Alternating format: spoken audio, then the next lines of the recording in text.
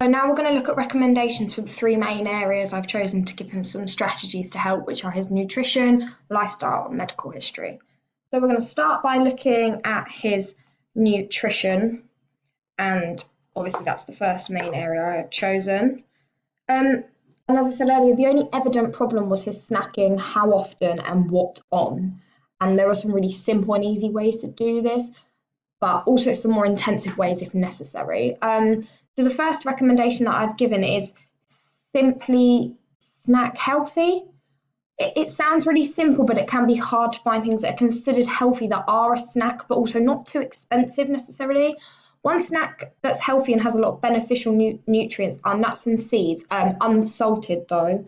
Obviously that adds extra fat and cholesterol. So these can be brought in bulk amounts as well at a relatively low cost, but they also keep for a long time, so that's not really a problem. Whole grain crisps or crackers are also a good alternative to high-fat potato crisps that have often been deep fried. The portion sizes should be kept small, but as they are higher in fibre and protein, they will keep you feeling fuller for longer. And it's important when buying healthy snacks, you read the label carefully. There's often things that can be low fat, but they still have a lot of added sugar and salts, which obviously almost defeats the point of eating something that's supposedly healthy. So the next recommendation is, so the first was what to snack on, but this one is how to snack so that you get enough energy from the snack and digest it effectively. You can start by trying a high-low combination. This involves snacking on something healthy, such as carrots or apple, eating it with a very small amount of healthy fat, such as peanut butter. This ensures the snack is benefiting you without making it unhealthily high in fat. You can also do this by ensuring you have small amounts of some protein, some fat, and some carbohydrate to ensure a balance and not to overeat one of the food groups, which is currently what he's doing, as he's overeating fat. So the final one is, if you struggle to make the simple dietary changes due to schedule or another factor, there are obviously a more intensive route to change your diet that can be taken. You can seek professional help from a nutritionist or dietitian. To be honest, in a local gym or your like a fitness instructor or a personal trainer can probably help you to do this as well. And it's just simply to construct a meal plan around your set times. You would have a set time each day that suited you for meals and roughly what should be included in them. Then on top of that, between those, when snacking would be needed and what to snack on. For some people, having a structure, it enables them to keep up with the healthy eating, but also feel less pressured in doing so.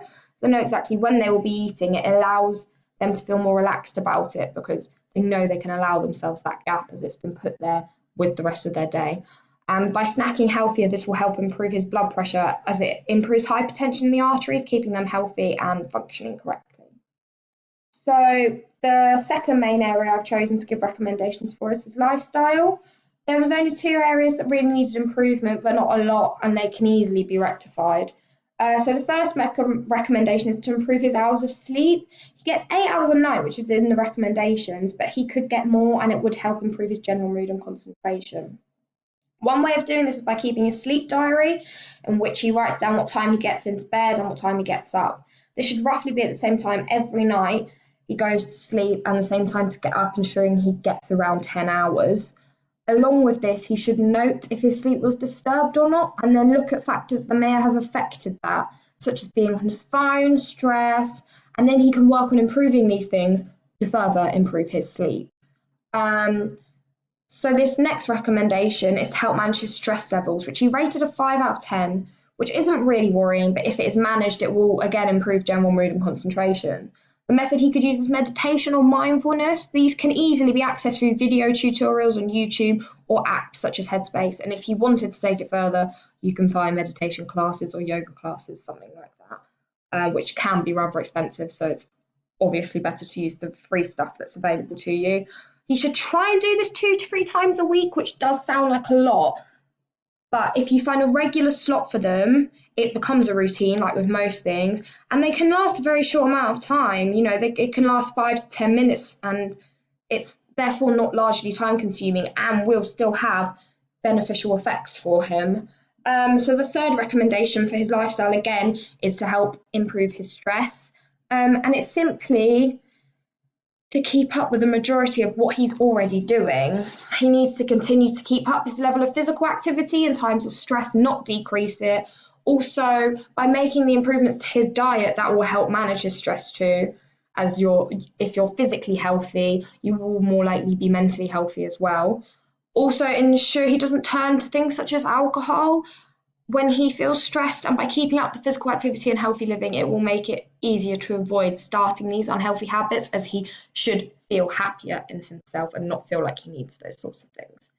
So the third and final main area to look at recommendations for is his medical history, which, as I said earlier, was totally perfect except for one element, and that was the fact that there's a history of heart disease in his family, which is obviously quite a big deal, but can also be quite easily prevented and managed. So most of these recommendations link into some of them that I've already given. So the first is simply having a healthy diet is one of the best ways to fight cardiovascular disease. What you eat and the amount can improve or worsen other controllable risk factors in developing heart disease, such as cholesterol, blood pressure, diabetes, and being overweight.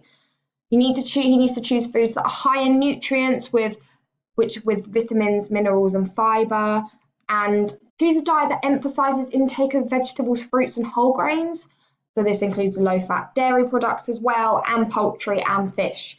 By doing this, it will lower the risk factors stated and therefore reduce the risk of developing heart disease.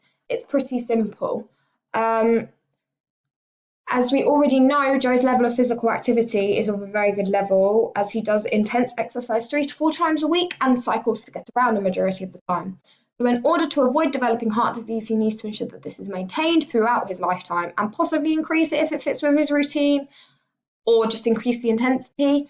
By doing this, it will improve his resting heart rate, meaning his heart doesn't have to work as hard to pump the blood around his body, as it will become stronger, therefore reducing the risk of hypertension again, and stopping the arteries in his heart from developing possible clogs, which obviously poses issues and threat towards heart disease. As with diet and physical activity, he also needs to ensure he maintains an all-round healthy lifestyle. Obviously, if those two things are done, his lifestyle will be healthier, but obviously those are not the only two factors involved in someone's lifestyle. To do this, that he needs to ensure he never starts smoking, especially as he's at an age where he can basically legally purchase them himself, and the same goes for alcohol, ensuring he doesn't increase his number of units a week by much or over the recommended limit at least, as these two things can obviously have a detrimental effect to your health if overused. He will also improve his general lifestyle by following the specific recommendations I've given him for his lifestyle section, by increasing his hours of sleep and reducing his levels of stress. If all these factors are done and maintained, his health should stay in a good condition and therefore reduce his chances of developing heart disease.